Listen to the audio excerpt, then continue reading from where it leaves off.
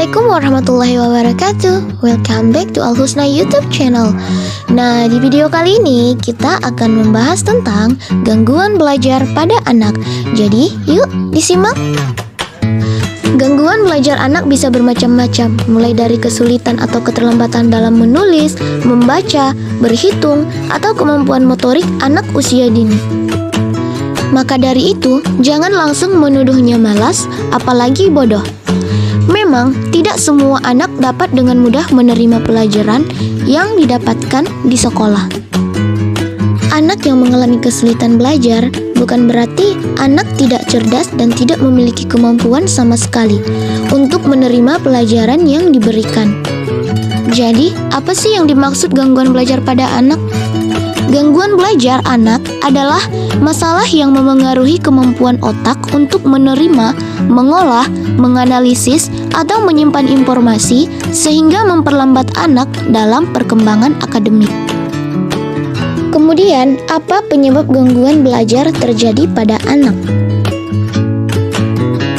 Sebagian besar gangguan belajar terjadi akibat adanya gangguan terhadap perkembangan otak anak, entah ketika anak berada di dalam kandungan, saat lahir, ataupun ketika berusia balita. Beberapa hal yang dapat menyebabkan seorang anak mengalami gangguan perkembangan otak yaitu: ibu mengalami komplikasi saat masa kehamilan, terjadi masalah ketika persalinan. Ketika balita, anak mengalami sakit yang keras seperti meningitis atau trauma pada bagian kepala, faktor genetik dari keluarga yang memiliki kesulitan belajar, trauma fisik seperti kecelakaan yang membuat mengganggu proses belajar mengajar, trauma psikologi seperti kekerasan saat masih kecil yang mempengaruhi pada perkembangan otak.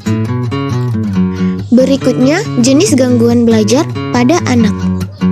Yang pertama adalah gangguan belajar dalam membaca atau disleksia. Kemampuan membaca adalah salah satu gangguan belajar yang paling umum dimiliki anak. Anak yang memiliki masalah dengan kemampuan membaca bisa membayangkan huruf, tapi kesulitan dalam menggabungkan kata dengan suara berbeda.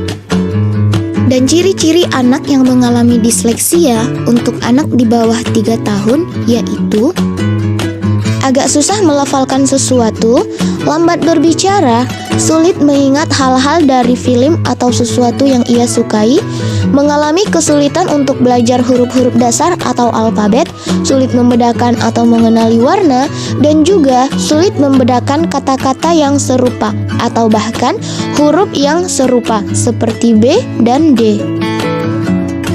Dan untuk ciri-ciri anak yang mengalami disleksia pada usia sekolah yaitu: 1.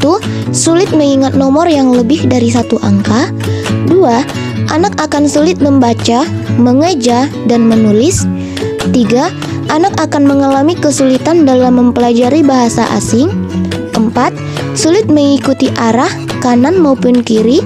5. Bila mengerjakan sesuatu khususnya VR, akan kurang dari tulisan atau polanya. 6.